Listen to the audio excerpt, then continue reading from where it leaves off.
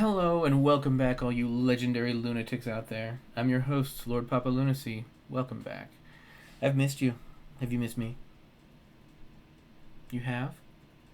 Well, it makes me feel real good about myself.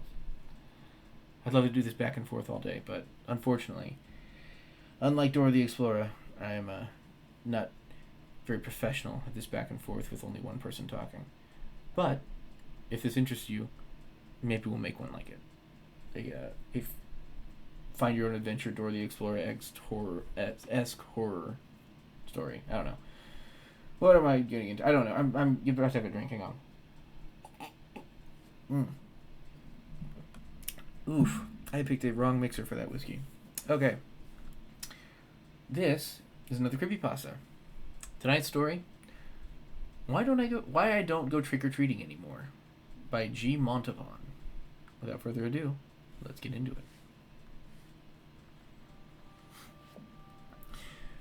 My name isn't really important, but for now, I'll go by Monty.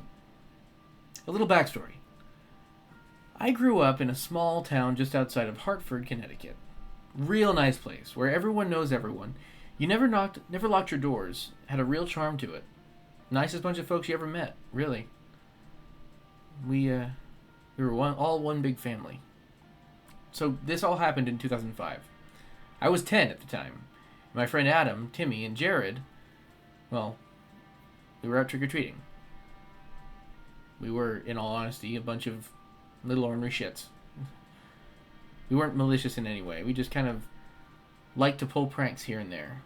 Like the time we broke into old Mr. Harrison's chicken coop and replaced all his eggs with Cadbury cream eggs. We left the real eggs in a basket outside the coop, so he didn't mind much in the end. Had a hell of a time cleaning up the chocolate out of the hen's feathers, though. So, anyways, that Halloween, we decided we would bring a big pillowcase to use as our sacks. Since we knew the whole town, we were allowed out until midnight, so long as we made it right on the dot and not a second later. We were all about the same age. Adam was the oldest of us at 12, and Jared was the youngest at 9, I think. So, when we heard that we had almost 6 hours of time to get as much candy as we could, we were ecstatic. In our young minds, having all that time and all the space just meant we could be rolling in the candy for the rest of our lives. So we went out, all dressed up in our homemade Avengers outfits, and got to work. It hit 11 way faster than we thought it would, and by the time we were each lugging around about 20 pounds of candy each. We had a lot of old couples and not many kids. Most of the other children were in their mid to late teens and saw Halloween more as an excuse to get shit-faced and have kinky costume sex parties, but I digress. Soon enough, it was 11:40, and I knew we had to get going soon. As I turned to tell everyone I was heading home, I saw the car. Now, if you would have told me what a pedophile was when I was 10, I explained the concept thoroughly. The image I would come up with would be an old balding man with missing teeth and a wiry frame driving around in a beat-up and rusted-out van. That wasn't at all what the man who introduced himself as Reggie Smith looked like at all. Handsome was one word you could use. He had a thick head of dark blonde hair, slightly muscular frame, smile so white and perfect you would see it shining in the blackest of nights. That's exactly what he did when he greeted us. "Hey there, kids," he called out. "It's getting pretty late. You should be heading home." Jared was the first one to speak up, waving his paper towel roll and cardboard Mjolnir in a greeting. "Oh, hi there, mister. We were just heading home."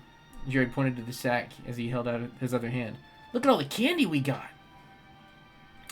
Reggie smiled that fucking smile of his and chuckled.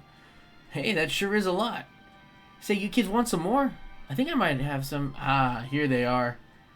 After rummaging around for a bit, he pulled out 4 king-size Snickers bars from what I could only assume was a black medical bag he had sitting in the front passenger seat. Of course, all 4 of us rushed over and gladly took what we thought to be the holy grail of candy. Soon Reggie had introduced himself and explained that he had just moved a few blocks down the road. Somehow, I picked up that something seemed off about him, to say the least. The first red flag came when he invited us back to his place. "You know, I've got a bunch of candy bars just sitting in a bag on my porch, if you want to come get some real quick." he had said. Now that set me off, because not 5 minutes earlier, he'd been saying how we should be getting home. Being incredibly uncomfortable, I saw it was nearly 11:50. I took that as my cue to leave. It's almost midnight, and I gotta get home. Sorry. Adam, Timmy, and Jared, Iron Man, the Hulk, and Thor, all gave me a confused look. Seriously? Adam said, moving his mask out of the way to be heard clearly. It's free candy, dude. And really good candy, too. Yeah, Timmy called out in agreement while pounding his Hulk fists together. You can't seriously be passing this up. I'm sorry, guys. My parents will ground me for a month if I don't get home soon. I'll see you guys later. My friends all gave out a sigh of disappointment and climbed into Reggie's car. And that's when Reggie spoke up. I'll leave him alone, kids. Besides, I only have room for 3 tonight. That's when I remembered the creepy black doctor's bag in the passenger seat. I said my goodbyes and pieced the fuck out of there. Luckily, I made it home just in the nick of time, and my parents were only mildly annoyed. Soon after, my parents started checking my candy and asked me how my night was. And that's when I told them about Mr. Reggie Smith. And that was when my parents' faces turned white as snow. And then my dad grabbed his car keys, and my mom started dialing the police. Soon, I knew everything about what was really going on, and I had to give the police a statement. Of course, knowing that I was nearly kidnapped and that my friends were gone, I was a complete wreck. Once the police got their information, they tried to console me and tell me it wasn't my fault in any way, and that was when I heard the radios go off. Car 3. Suspect inbound to your location on foot. He appears to be armed and dangerous. Do you copy? This is Car 3. We copy. The officer looked at me in his eyes and smiled. Don't worry, kid. We'll get this guy. He turned to his partner. Stevens, stay with the kid. I'm going to cut this son of a bitch off before he can get away. The other officer, Stevens, was an absolute saint. When all this was going down, he did his damnedest to keep me calm. Stayed with us that night for security, and for that, I'm eternally grateful. The next morning, my dad came home exhausted and peeled off his dirty size 12s before crashing in his favorite chair. He and the other men of the neighborhood went out looking for Mr. Smith. They cornered him in one of the old abandoned manor houses, and he wound up shooting himself to avoid capture. That's the only consolation I get. Knowing that if there's a hell, that fucker is rotten there. Now you're probably wondering what happened to Adam, Timmy, and Jared. I'm pretty sure you could have guessed already, but yeah. Yeah, they're all dead. Jared survived Mr. Smith, but 3 years later he put a 12-gauge slug through the roof of his mouth. The things he told me about that night, what he, Adam, and Timmy went through, they'll haunt me until the day I die. A couple of you more morbid fucks out there probably want some of the details out of some of the dark curiosities. Well, I may as well tell you the worst thing Jared told me they went through before that fucking monster cut Adam and Timmy up like animals. Once he was done, using them, he took out his little black bag and started experimenting. Did you know that the human heart can beat for 3 to 5 minutes after being removed from the body? Not like you would see it in movies, but atrial and ventricular fibrillations continue for quite a bit after removal. Oh, you didn't know that? Of course you didn't.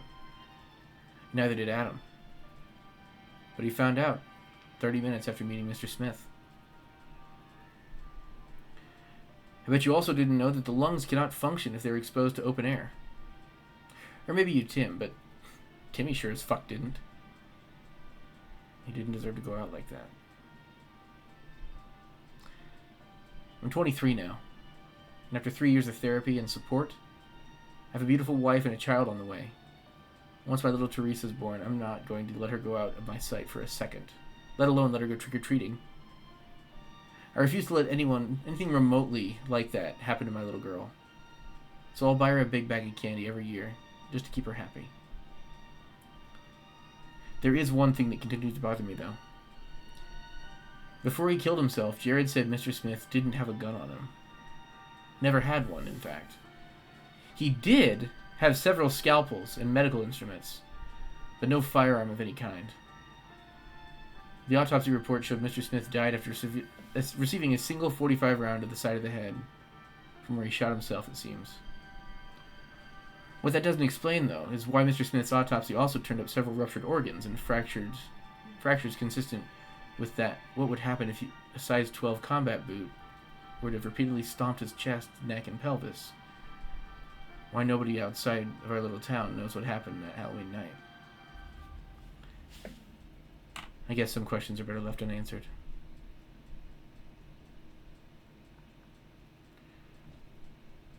Wow. That's a dark one. Really dark one. But Texas Justice from the Dad definitely brings a good ending to that story. Props to Dad for that one. Let me check. What's this guy's name? AKA WhiteHouseDowns.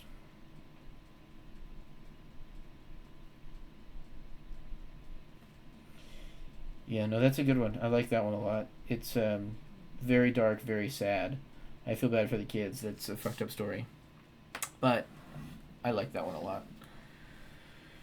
Well, I think that's a good ending for this episode. Damn. If you have any comments down below. Oh, okay, well, let's do this. Since this is a very sad ending. I mean, it's a happy ending because the bad guy gets killed and all this other stuff, and you know he suffered. And on a higher note, if you made it this far, comment down below. What is your favorite Halloween costume you ever dressed up as? Because the idea of these four friends who dressed up as the Avengers or in their homemade costumes is really cute to me. Because I think that's really a cute idea for kids to make their own costumes and make them like all part of a team or whatever. When you were growing up, what was your favorite Halloween costume and why? So sit back, relax, and enjoy the darkness around you. Comment down below your costume, and we love you. See you next time, guys.